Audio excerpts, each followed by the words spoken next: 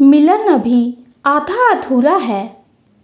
मेरे घर के त्योहार तुम्हारे बिना सूना है। मैं अपने आप में संपूर्ण होता तो शादी की ज़रूरत ही क्यों होती।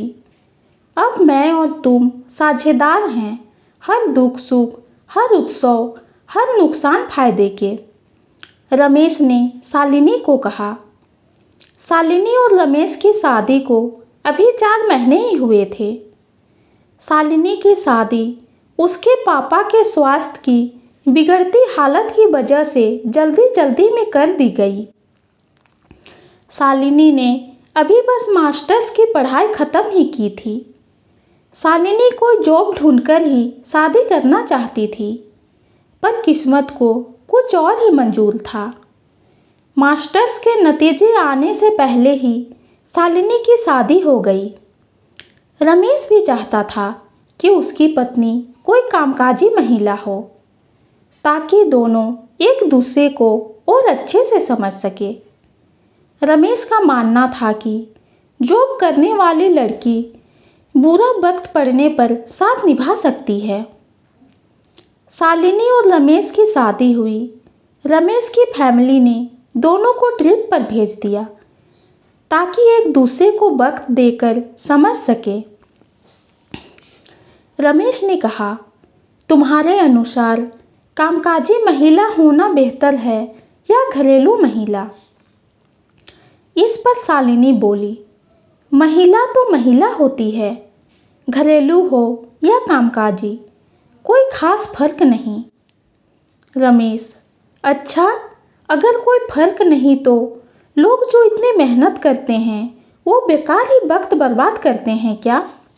शालिनी बोली, मेहनत की हुई बेकार नहीं होती, चाहे किताबों के साथ की जाए या किचन में। वैसे भी जो कामकाजी महिला हैं वो भी अपने घर का काम करती हैं, तो दुगुनी मेहनत हुई। जो घरेलू महिला हैं उनमें से ज़्यादातर अपने घर के काम खुद करती है, बिना किसी कामवाली की मदद से, और बाजार, बच्चे, परिवार सब खुद संभालती है। वहाँ भी मेहनत हुई। रमेश उसे चिढ़ाते हुए बोला, अच्छा, मतलब भविष्य में तुम्हारा नौकरी करने का कोई प्लान नहीं है? शालिनी, अरे नहीं, आप गलत अंदाज़ा लगा रहे हैं। मैंने पढ़ाई अपनी पहचान बनाने के लिए की है, उसके लिए अपनी नौकरी तो ज़रूरी है। रमेश ने फिर से छेड़ते हुए कहा, पहचान?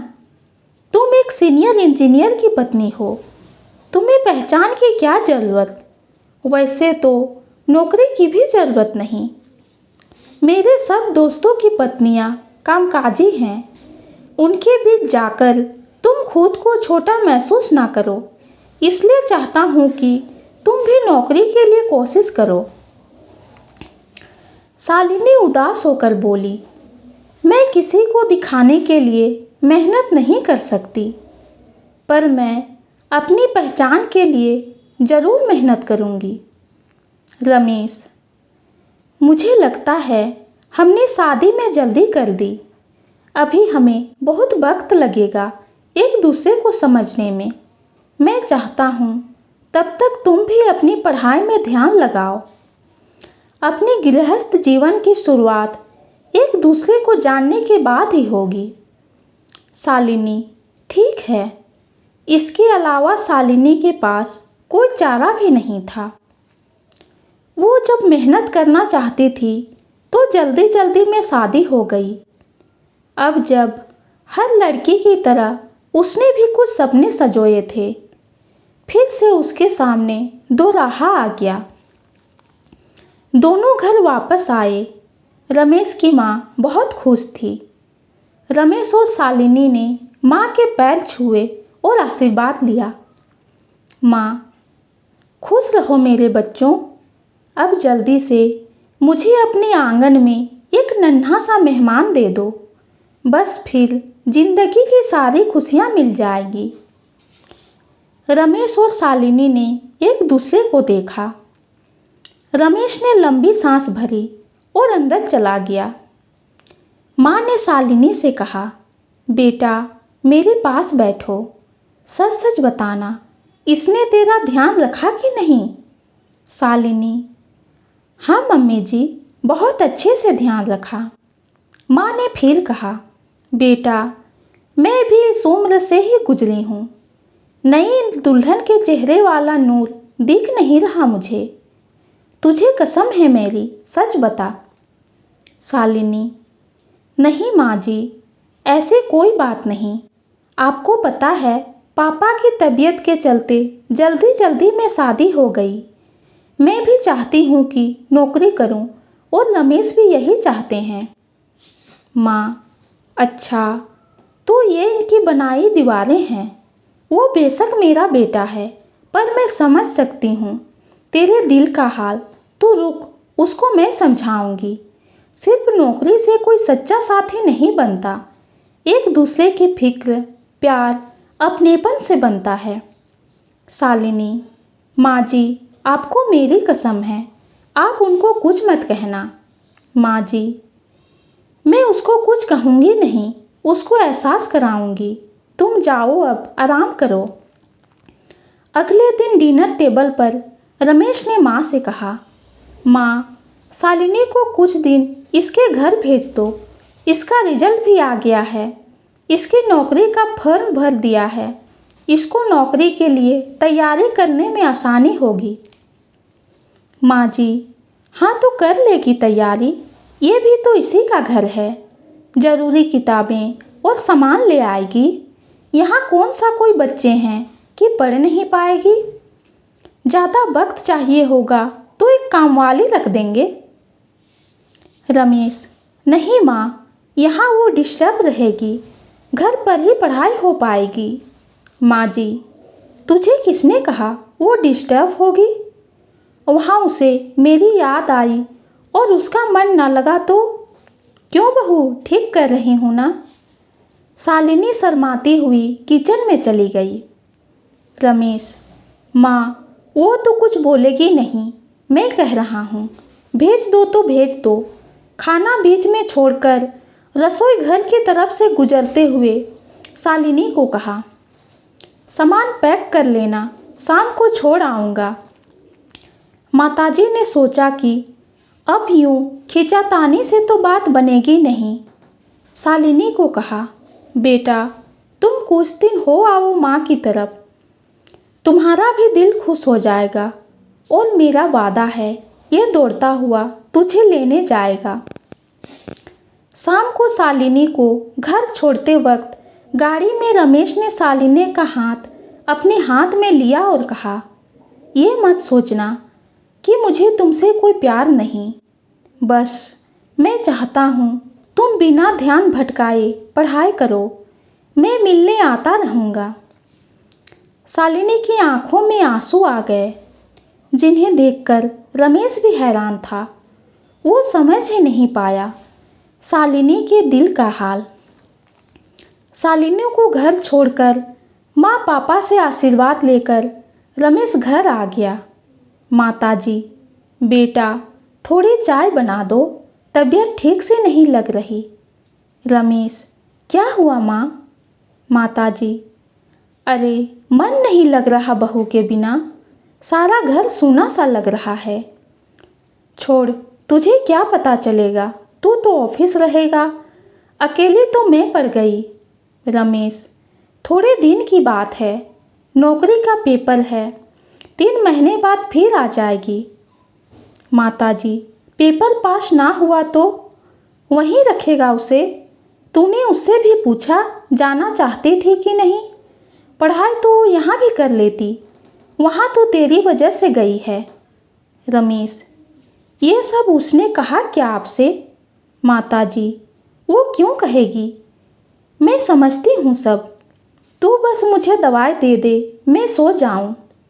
रमेश ने माँ को चाय पिलाई और दवाई दी। अपने कमरे में गया तो शालिनी का मुरझाया हुआ चेहरा अचानक आंखों के सामने आ गया।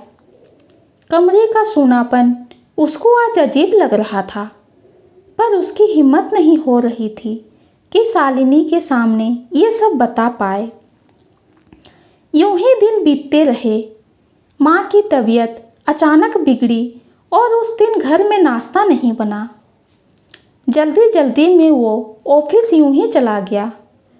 वहाँ लंच टाइम में दोस्तों ने चुटकी लेते हुए कहा, अरे नई नवेले दूल्हे साहब, आज भाभी जी ने टिफिन नहीं दिया क्या? रमेश पहले ही परेशान था। उसने बस मुस्कुराकर बात को टाल दिया। माँ की तबीयत सही नहीं थी। माँ ने फ़ोन किया, शालिनी बेटा, मेरी तबीयत खराब है और बिल्कुल अकेली पड़ गई तेरे बिना। कब तुझे लेकर आएगा ये? मुझे तो कुछ समझ ही नहीं आ रहा। शालिनी, माँ जी, आप अपना ध्यान रखें, मैं आ जाऊंगी। माता जी ने रमेश को भी फ़ोन किया, बेटा मेरी तबीयत ठीक नहीं, आते वक्त शालिनी को ले आना, जन्माष्टमी भी आने वाला है। यह उसका पहला त्यौहार है शादी के बाद। बिना बहू कैसा त्यौहार? रमेश मन ही मन खुश हो रही थी। चाहता तो वो भी था कि अपनी गलती का एहसास कैसे करूं। अब त्यौहार और माँ की तबीयत का बहाना मिल गया।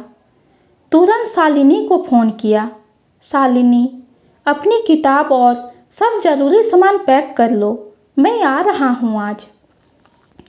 शालिनी का मन तो कब से यही सब सुनने को तरस रहा था। शालिनी ने खुद को संभालते हुए कहा, पर मेरी पढ़ाई? रमेश, पढ़ाई साथ बैठकर करेंगे। ये शब्द सुनकर शालिनी की पलकें और मन भीग गया। हाफ डे में ही रमेश शालिनी को लेने पहुंच गया। दोनों ने जी भर के एक दूसरे को निहारा। शालिनी, अब चलो भी, इरादा न बदल देना।